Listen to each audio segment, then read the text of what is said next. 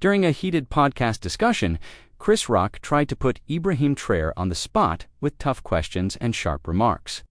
But Trops.com measured response not only silenced the room, but left Chris visibly emotional and eventually in tears. This unforgettable exchange shows the true power of empathy and wisdom. It was a Tuesday afternoon when Ibrahim Traoré's team received an unexpected invitation. Chris Rock, the world-famous comedian and podcaster, wanted to host him live. On his show, the invitation raised eyebrows in Ouagadougou. Chris was known for his sharp tongue and blunt questions. Few world leaders dared to appear on his podcast, and those who did often left embarrassed. Ibrahim didn't hesitate. "Tell him I accept," he said calmly. His advisors warned him. "Mr. President, he might disrespect you on air.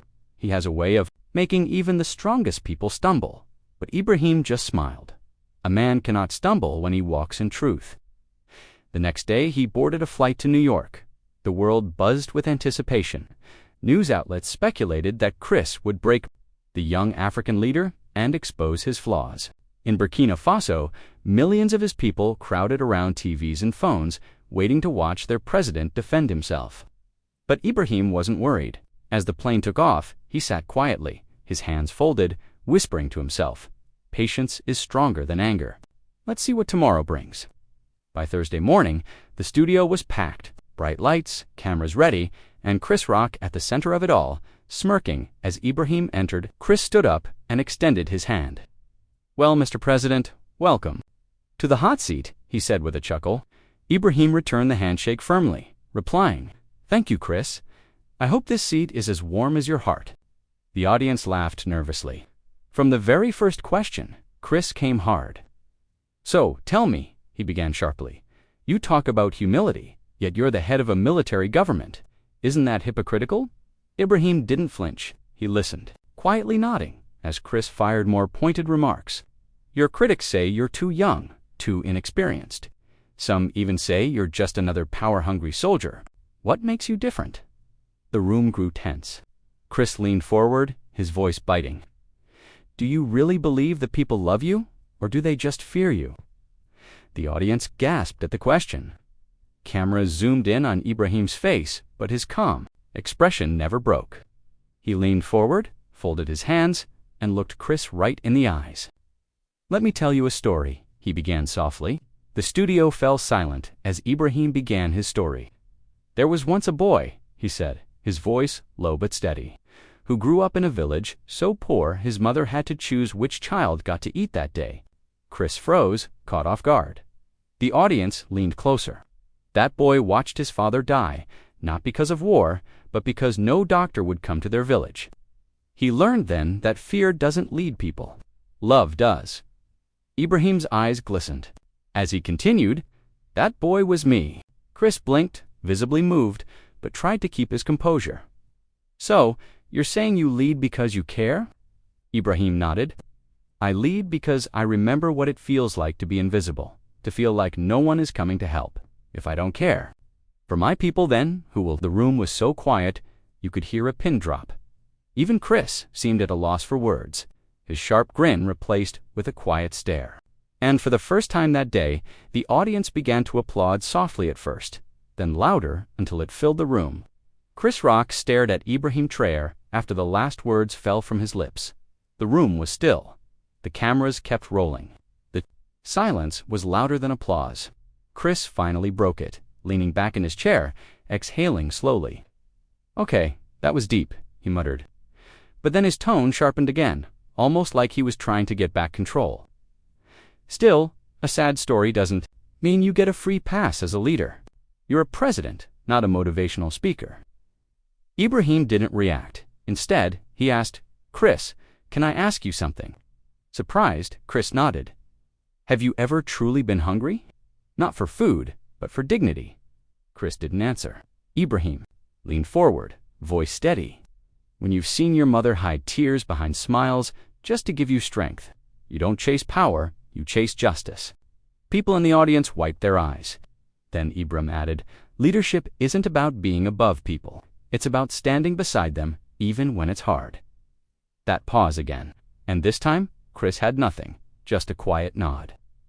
Backstage, the producer whispered, "We didn't expect this." The world didn't either, but something powerful had begun. And it was only Chapter 4. Chris tried to change the subject. He shifted to politics, foreign affairs, military coups, anything to throw Ibrahim off. "You came to power through a transition. Some say that's not democracy." Ibrahim folded his hands. "Would you call it democracy when people die waiting for water while politicians fly first class to conferences?" Chris looked stunned. "My people didn't elect me to wear suits and sit in palaces. They gave me a burden to fix what was broken, and I'm still learning." Chris softened a little. "So, you admit you're still learning?" "I hope I never stop," Ibrahim replied. "A true leader must stay a student of the people's pain." Suddenly, Chris's bravado started to crack. He blinked fast, as if fighting something back. Ibrahim noticed, but said nothing. The room was changing. Viewers watching from across the world weren't just entertained, they were shaken. This wasn't a show anymore, it was a mirror. And something in Chris Rock, the man who usually joked his way through pain, was starting to tremble. Because Ibrahim wasn't just answering questions, he was peeling away the layers of something far deeper. Even in America, truth has a way of cutting through. Chris leaned forward, his voice lower now. "Unsure? Can I ask you something personal?" Ibrahim nodded. Chris hesitated, then asked, "What's your biggest fear as a leader?" The question wasn't rehearsed. It wasn't meant to attack. It came from somewhere real, maybe a place Chris didn't even expect. Ibrahim closed his eyes for a second. Then he said softly, "My biggest fear is waking up one day and realizing I've become the kind of man my mother prayed I would never be." The entire room went quiet. He continued, "She told me, if power ever makes you forget the poor, may God strip it from you." I live with those words every day. Chris covered his mouth. His voice cracked. "My mom said something like that too." A single tear escaped his eye. Cameras caught it. And then the audience, so used to clapping for jokes, sat still. Many with their hands over their mouths, others in tears. Ibrahim didn't gloat. He didn't smile. He just looked at Chris and said, "We are more alike than you think, brother." At that moment, walls fell and the internet exploded. The podcast room grew warmer as Chris Rock shifted uncomfortably in his seat.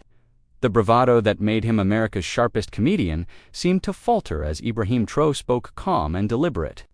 Chris tried to regain control. "But come on," he pushed. "You've got all this power now. Be real. Isn't it tempting to enjoy it? Fly private, sit on piles of cash, forget the little people." Ibrahim just looked at him and smiled, but it wasn't smug. "Teeteeing," he repeated softly. "Yes, I'm human. But I remember nights when my mother and I slept hungry. Nights when her tears wet the pillow beside me. I've already lived my worst temptation to stop caring." Chris didn't know what to say. His fingers tapped the table nervously.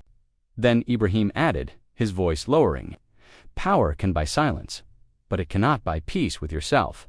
Chris swallowed hard, and the audience, usually laughing at every line, sat frozen. Their eyes shifted not to Chris anymore, but to Ibrahim. Somewhere deep inside Chris, something was cracking open. This wasn't just a debate anymore. This was personal. Chris, feeling cornered, leaned on what he knew best. "Jokes? So what? You're some kind of African saint now," he sneered, "saving your country with hugs and speeches." The words hung heavy in the air. A few awkward chuckles came from the crew. But Ibrahim's expression didn't change. He leaned in slightly. "Chris, I don't save my people. They save me every day." Chris blinked. "They remind me why I cannot sleep, while children sleep in dirt, why I cannot laugh while mothers bury sons." "You think this is funny?" Chris shook his head instinctively. No, I didn't." But Ibrahim gently pressed on. "I wish it were a joke, Chris. I wish every tear in Burkina Faso were part of a comedy. Then I could laugh too. But it's real, and I carry it." Here he placed a hand on his chest. Chris dropped his gaze. The audience stared glassy-eyed, and for the first time all night, Chris Rock, the man who could talk his way out of anything, was speechless. Chris's shoulders slumped. He fiddled with his pen, avoiding Ibrahim's steady gaze. "Why does this hit me so hard?" he finally muttered, almost to himself. Ibrahim's voice softened. "Because you have a heart, and no matter how many jokes you tell, it feels what's right and wrong. A tear slipped down Chris's cheek before he could stop it. He chuckled bitterly, wiping it away. "Man, you're not supposed to make me cry on my own show." But Ibrahim only smiled kindly. Sometimes tears are the beginning of healing. The audience was sniffling now. A few openly wept, no longer worried about cameras. And Chris looked at Ibrahim like he was seeing a different kind of man, not just a leader, but a brother in pain. The room stayed silent for what felt like forever, and Ibrahim leaned back, letting Chris have his moment. What no one knew yet was that this conversation, this breaking, would ripple across the world before the week was out. Because sometimes it takes one man's quiet strength to awaken the humanity we thought we'd lost. Chris wiped his face but couldn't stop the words. How? How did you become like this? Most people would get bitter, angry, not this calm.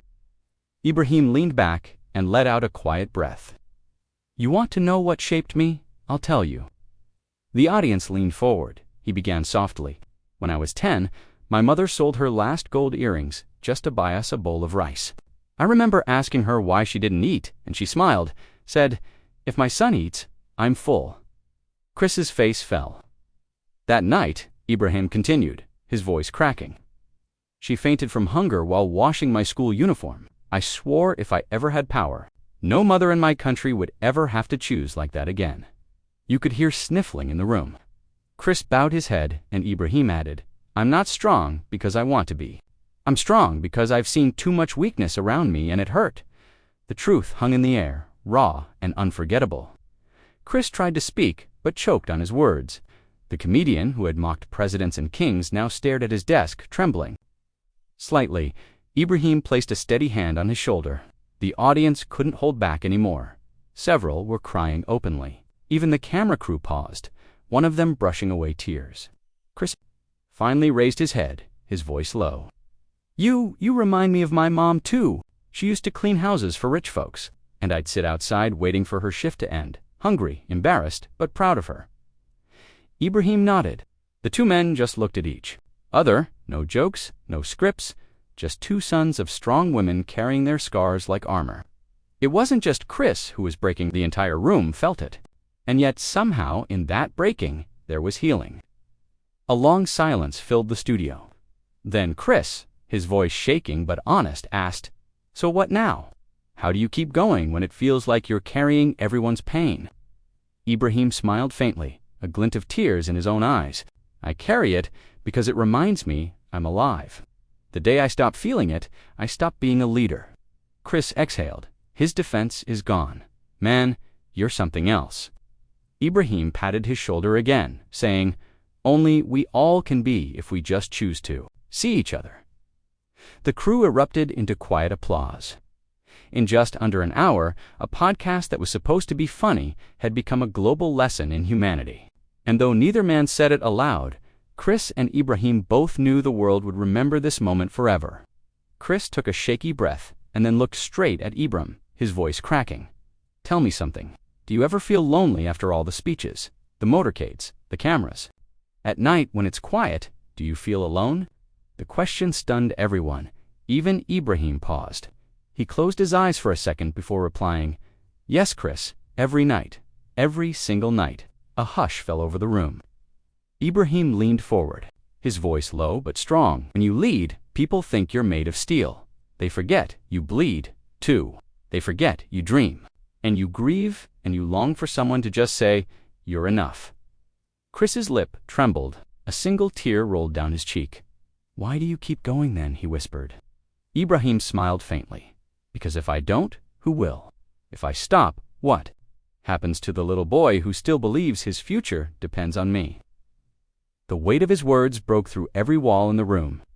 Even Chris lowered his head, overcome by the quiet, aching truth.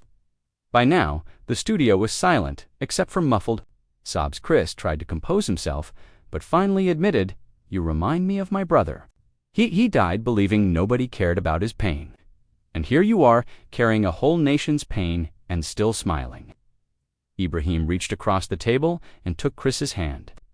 The gesture was so simple yet so profound. Your brother mattered, Ibrahim said softly. And you matter. Never forget that. The audience couldn't hold back anymore. People openly wept, feeling as though Ibrahim was speaking directly to each of them. Chris broke down completely, burying his face in his hands as Ibrahim gently patted his back. The cameras kept rolling, but no one cared about the show anymore. This was no longer a podcast episode. It was a lesson in humanity, one the world desperately needed. And Ibrahim's calm, unwavering empathy was now teaching more than any speech or policy ever could. Unbeknownst to them, the live feed had already gone viral. Millions around the world were glued to their screens, watching Chris Rock, the man known for laughter, sobbing into his hands as Ibrahim Traoré sat quietly by his side, offering nothing but understanding. Hashtags started trending. True leader. Empathy matters. Istin with Ibrahim. Viewers in distant countries wrote comments. I've never cried like this before. We need more leaders like him. This is what the world has been missing. Ibrahim glanced at the camera and said softly, almost as if speaking to the world, never underestimate the power of simply being kind. It may save someone's life. The chat section of the stream exploded with heart emojis, prayers, and thank yous. Even Chris wiped his face, whispered thank you, and gave Ibrahim a shaky smile. But Ibrahim only nodded, knowing this was not about him. It was about what he stood for. And in that moment, everyone watching believed again in leadership, in goodness, in hope. Chris took a deep breath, trying to compose himself, but his voice cracked. You make it look easy, carrying all that weight, smiling while the world judges you. I don't know how you do it. Ibrahim placed his hand over Chris's trembling fist. It's never easy, Chris. It's a choice I make every morning, too. Keep believing, even when the world seems broken. Chris's eyes glistened with fresh tears. But doesn't it hurt? Doesn't it break you inside? Ibrahim's lips curved into the faintest smile. Yes, he admitted. Every day it breaks me. But every night I sleep knowing that, maybe, just maybe, I helped someone else feel whole. That quiet confession shattered what little composure Chris had left. His shoulders shook as he sobbed, the sound raw and real. The audience was no longer just watching a show. They were witnessing humanity at its purest. And it was impossible to hold back the tears. Even people behind the cameras wiped their eyes. In that moment, Ibrahim had done something no politician or celebrity could fake. He had touched hearts. As Chris buried his face in his hands, Ibrahim gently squeezed his shoulder. The silence in the studio was thick, but heavy with love, not judgment. Then, one by one, people stood. First an audience member, then another, and then everyone. A standing ovation thundered through the studio, not for entertainment, but for the courage of one man to lead with empathy instead of ego. Chris stood too, wiping his tears. His voice was hoarser, but sincere. You're not just a leader. You're what we all wish we could be. Ibrahim shook his head. No, Chris, I'm just a man. But every man has the power to choose kindness. The world was watching, and the live chat was flooded with hearts, prayers, and messages, crying uncontrollably. This man is the hope we've been waiting for. God bless Ibrahim Traoré. Even Chris's last words before the cameras cut summed it up perfectly. You didn't just silence me, Mr. President. You healed me. And for the first time that night, Ibrahim smiled fully, a smile full of quiet strength. The clip of the podcast went viral within hours. Millions of people from every corner of the world replayed the moment Ibrahim said, even when it breaks, you choose kindness always. News anchors called it one of the most powerful interviews of the decade. People who had lost faith in leadership began to believe again. Ibrahim himself didn't say much after the show, but as he walked out of the studio, he stopped to hug Chris one more time. Thank you, Chris whispered, his voice breaking. No, Ibrahim replied softly. Thank you for letting the world see we're all human. As the credits rolled on the podcast, comments poured in by the second. Thousands and thousands of voices echoing one truth. This is the kind of leader the world needs. The story ended not with applause, but with hope. And hope, after all, was what Ibrahim Traoré gave so freely. Dear viewers, if this story touched your heart and brought tears to your eyes, please honor this message by liking this video, subscribing to my channel, and leaving your thoughts in the comments. Share your emotions. Let's keep the conversation of kindness and empathy alive. Your voice matters.